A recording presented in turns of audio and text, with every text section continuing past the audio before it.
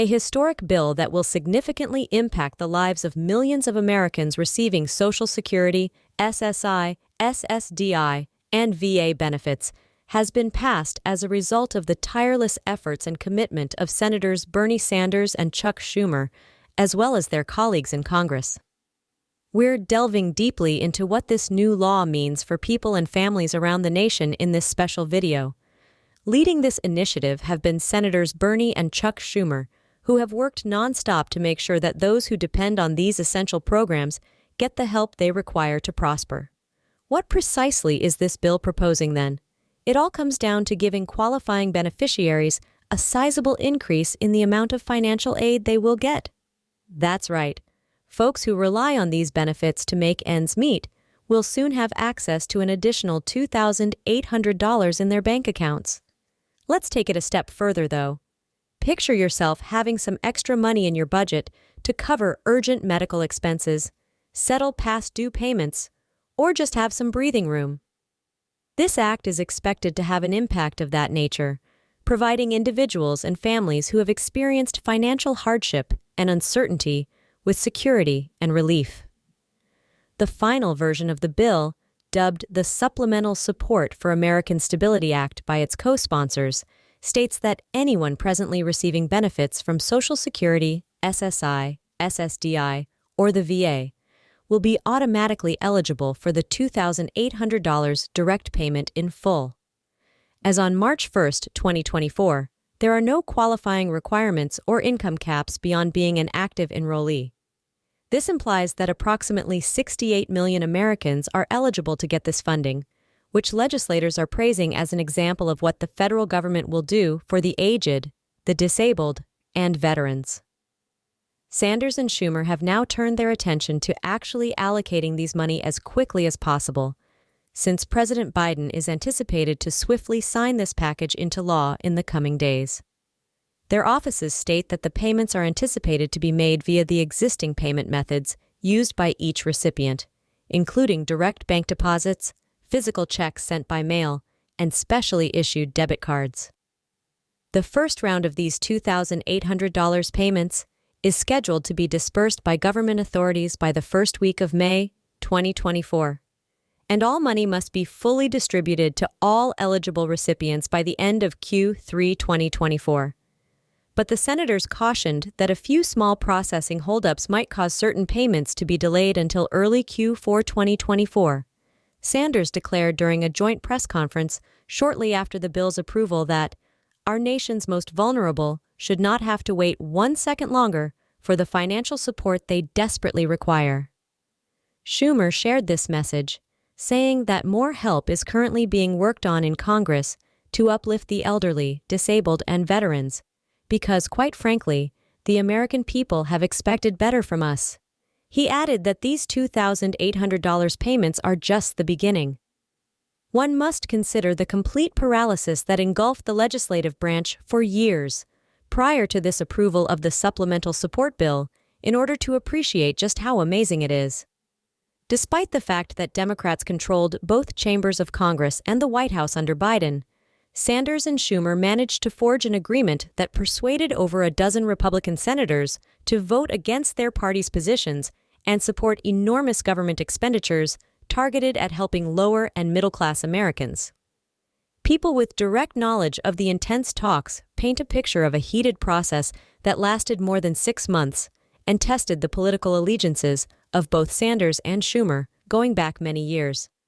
However, by agreeing to modest cuts to other social programs and proposing new tax penalties targeted at firms that are very profitable, the couple managed to make the overall cost of this bill acceptable to Republicans who are concerned about spending.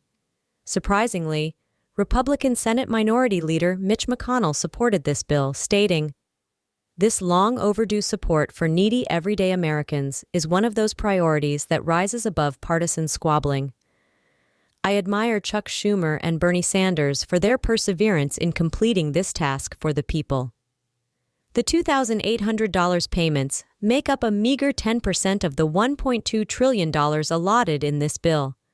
The rest will go toward projects like modernizing Social Security's antiquated processing systems, upgrading VA hospitals' infrastructure, and cutting down on the length of time it takes to approve disability benefits.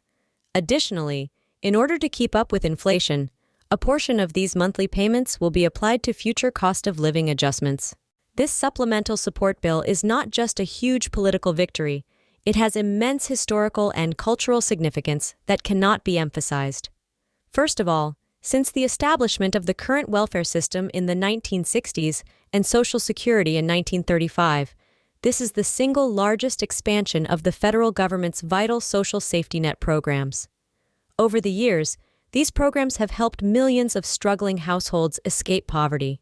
Many beneficiaries, however, have long believed that the payments were falling short of the sharp increases in necessities such as housing, energy, food, and medical care.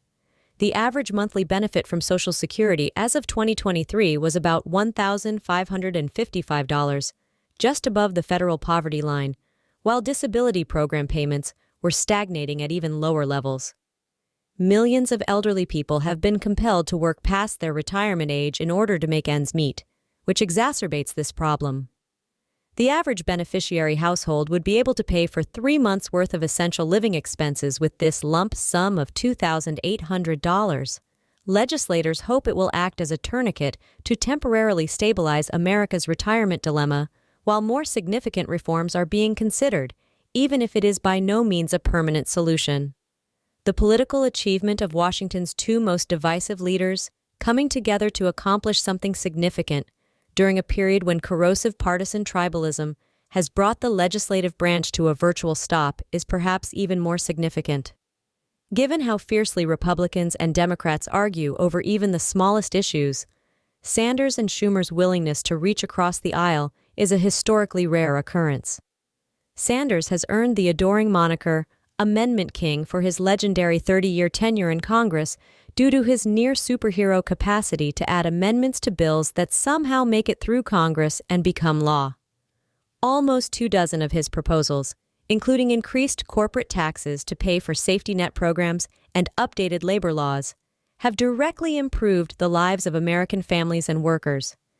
But he has often been contained when he has pushed for significant structural changes, as his broad federal initiatives have been deemed too radical by both the conservative and moderate wings of Congress. Even ardent conservatives regard Schumer as one of the most passionate speakers in Congress because of his extraordinary capacity to negotiate concessions without losing sight of the bigger picture or resorting to personal attacks. Cutting a compromise that both sides felt fairly reflected their interests required them to pierce through the cacophony on Capitol Hill, and doing so required channeling their very different political styles under a single, cohesive narrative. To maintain this new atmosphere of bipartisanship, suggestions have already been made for the two veterans to contemplate running together for president in 2024.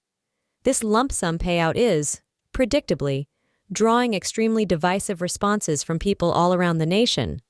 Surprisingly, though, the tone has been more reasonable than the extremely offensive slurs that usually accompany any new government expenditure plans. Progressive leftists and Sanders's ardent supporters have applauded the cash and seen the payments as long-deserved assistance for the weakest members of society. Many, meanwhile, also criticize it as a pitiful stopgap measure that ignores the actual necessity of comprehensive changes to federal services. Former labor leader Dolores Huerta criticized the bill's passage in a scathing op-ed that appeared after it was passed, writing, "The American working class deserves far better than mere crumbs and token gestures like this. We cannot allow the unbridled capitalist greed of the wealthy elite to run rampant, while we enable wolves in sheep's clothing like Sanders and Schumer to appease us with scraps." Conversely, pro-big government and fiscal conservative organizations have denounced the payments as outrageously reckless spending sprees that would worsen the nation's debt problems. Grover Norquist, the president of Americans for Tax Reform, attacked the congressional Republicans who supported the bill, labeling them as financial arsonists hell-bent on bankrupting our future. Leading economists in the private sector have cautioned about inflation risks in more nuanced ways, but they generally agreed that given the U.S. dollar's present strength and the economy's recovery, the short-term effects should be manageable. Perspective was provided by former Federal Reserve Chair Janet Yellen, who stated, "We absolutely cannot forsake our moral obligation to America's retirees, while I'm not blind to the risk additional stimulus spending poses."